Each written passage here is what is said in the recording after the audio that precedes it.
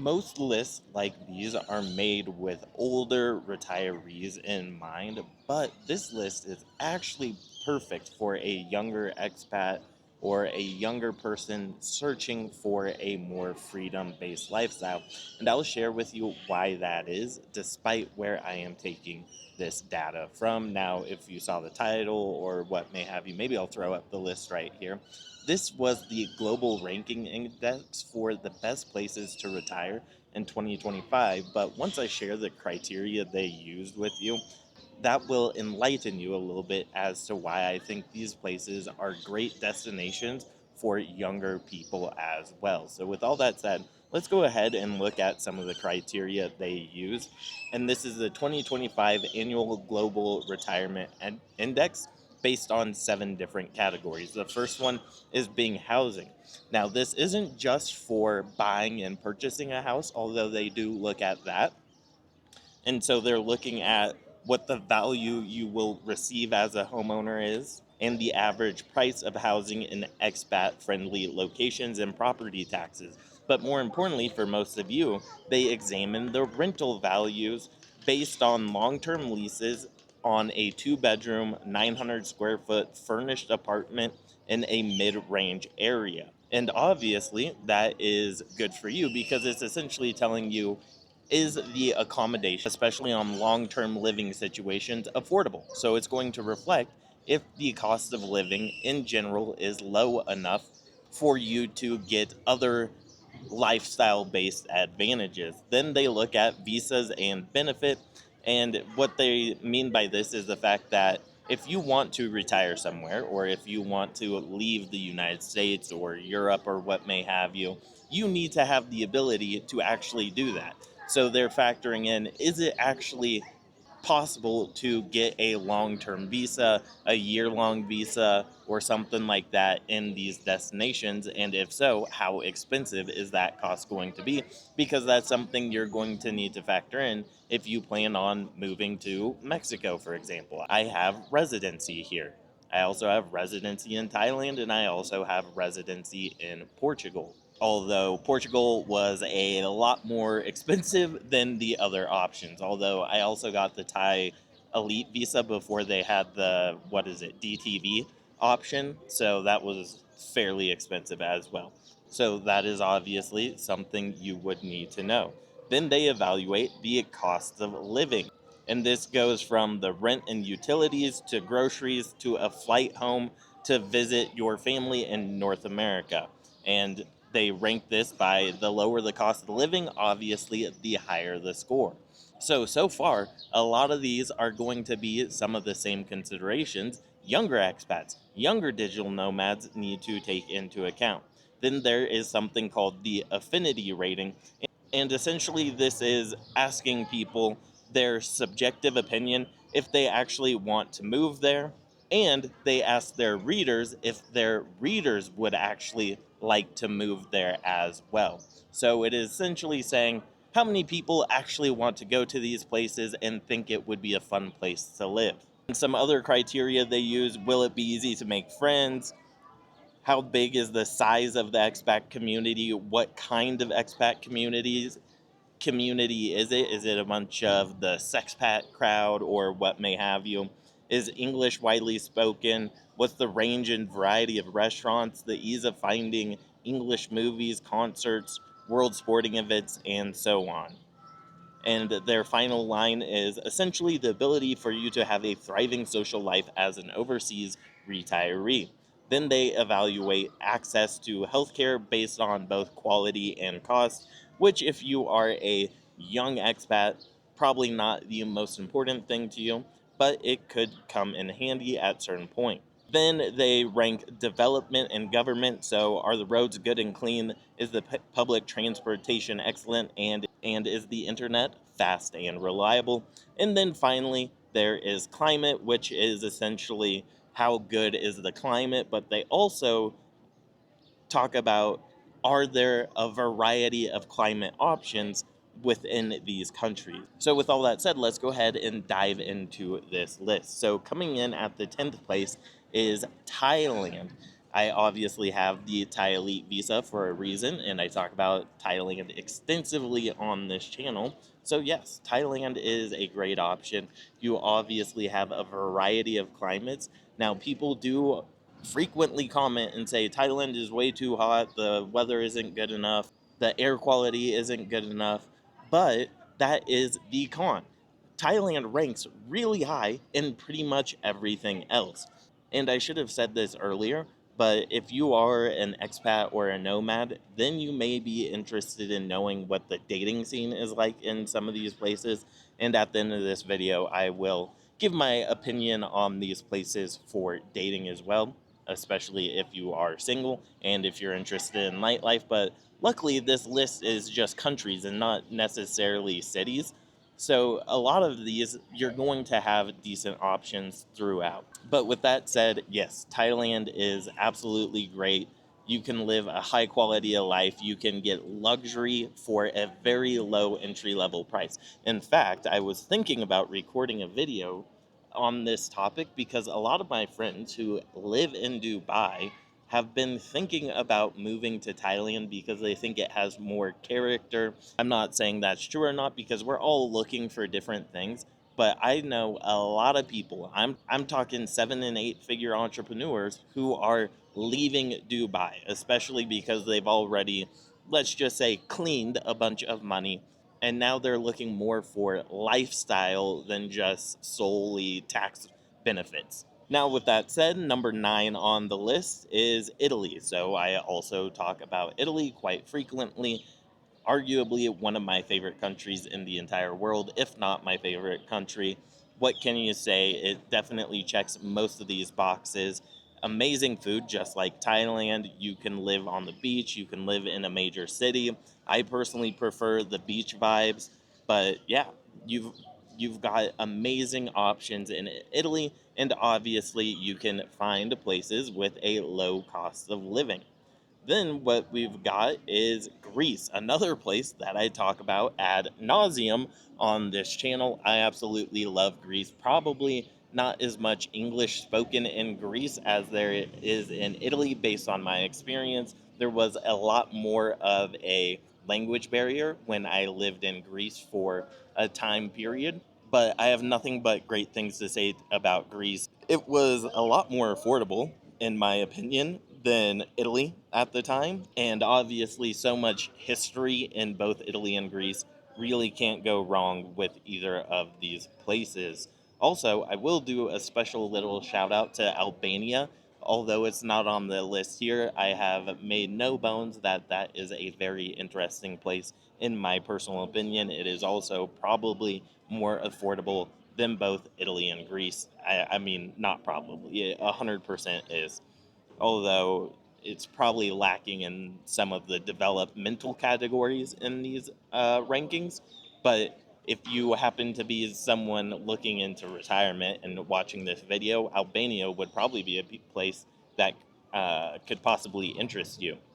Then Malaysia scored higher than Thailand, probably due to the cost of living, and it probably has better healthcare. Although I'm not really going to read the entire article. I just looked at like what the top 10 destinations are and the criteria. But I have talked about Malaysia being a great option, especially if you are not a single guy. If you are single, then I think the nightlife and the dining and just the overall dating scene in Thailand is way superior. And so if you're a single guy, it's just not going to be the greatest dating experience in a place like Malaysia, especially when you have like Vietnam and Bangkok right there in comparison. But like I said at the end of the video, we'll touch a little bit more on that subject. So Malaysia, great option, affordable, and it kind of has the same weather vibes as Thailand, probably even a little bit more warm. If I recall correctly, I'm not looking at the average month by month temperature, but it's something to keep in mind. 6 is Spain, another place that once again I talk about quite frequently. There are a variety of different lifestyles you can live in Spain.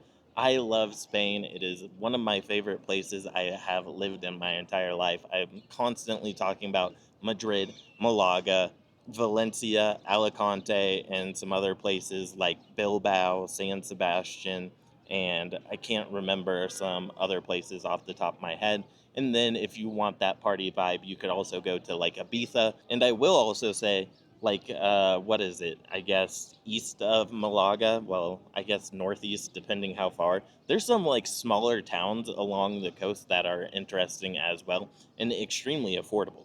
So Spain, that is definitely a great option. Then you have, let's see here, France. France is a place that I don't really talk about. I don't have enough experience in France, so I don't particularly want to add too much commentary on France because, once again, I generally only like talking about the places I've been to, and luckily I've been to pretty much every place on this list. And I have spent time in France. I've been to Paris, I've been to some other places, Strasbourg, and like the French countryside, I guess, like wine regions and things of that nature. But I never lived in France. I think the most amount of time I've ever spent in France is probably 3 months, 2 months, something like that. And the French people in the French countryside, absolutely amazing, beautiful people, great food. But I couldn't comment on the actual livability and or dating market or housing market or anything like that. So next up, we got Mexico, which obviously I talk about a lot as well because I spend a lot of time in Mexico. It has an interesting pathway to Mexican citizenship, which is a more powerful passport than many people realize. And essentially, you need to live here, I think, 5 years or something like that. I don't remember, so don't quote me on that. And you don't actually have to live in Mexico full time, but for the last 2 years, I think you need to spend at least 6 months per year in Mexico. Once again, do your own research. Don't quote me on that, but there is an interesting pathway there. Obviously, super close to the United States, great food, friendly people, fairly low cost of living, although you will see tons of videos out saying, oh, Mexico isn't as cheap as it used to be. Yes, that is very true. Mexico City has been more gringo eyes, I guess, if that is something you want to call it. And that has definitely impacted the housing prices, but it is still great value for your money. And the US dollar, incredibly powerful against the peso. But if you're comparing it to like Colombia, yeah, it's not going to be as cheap as Colombia, but it's still going to be great value for your money, especially in comparison to some of the comparable cities in the United States. And bonus for Mexico, you can live a lot of different lifestyles in Mexico. Massive country. The north of the country, massively different than the south of the country, obviously, on the Caribbean. Even the Pacific side is different than the Caribbean side. And then obviously you have like deserts, you have Monterey, you have Sonora, you have San Luis Potosi. Just so much to offer in Mexico. So you really can't go wrong there. And it is obviously a healthcare slash tourist, like dental tourism destination for a reason. So don't need to harp on that all too much. And I should also say it is probably one of the easiest places to get residency, whether temporary or permanent, in the entire world, in addition to the little nugget I threw in there about citizenship. Number three is Costa Rica. I have only been to Costa Rica as a tourist for something like 10 days, so I really don't want to comment on it. I can't imagine there being too many different lifestyles in Costa Rica because it's just such a small place. But I know tons of people who have been to Costa Rica, enjoy Costa Rica, and it used to be the number one retirement destination in the world. So, not a lot to add on that topic, but if you've lived in Costa Rica and feel comfortable, then go ahead and share your opinion with us in the comments down below. Then, next up in the two spot, Portugal, another place that, surprise, surprise, I talk about ad nauseum on this channel because I absolutely love Portugal. Definitely more affordable than Italy and Spain. Probably not as affordable as Greece, and probably not, and I mean definitely not as affordable as Albania, which isn't on this list. But yeah, people absolutely love Portugal. Some of the best healthcare in the world at great prices. Obviously, a great climate. You can live in the north or the south, like in the Madeira region, which is probably going to be a bit more affordable than places like Porto and Lisbon. But Portugal undoubtedly a great place. Then number one, which kind of surprised me, and it's a place I've been talking about a little bit more on this channel, is Panama. Now, generally, I talk about Panama City because that's the only place I have spent any period of time in Panama. And in this list, they talk about places that I've never heard of and or have never been.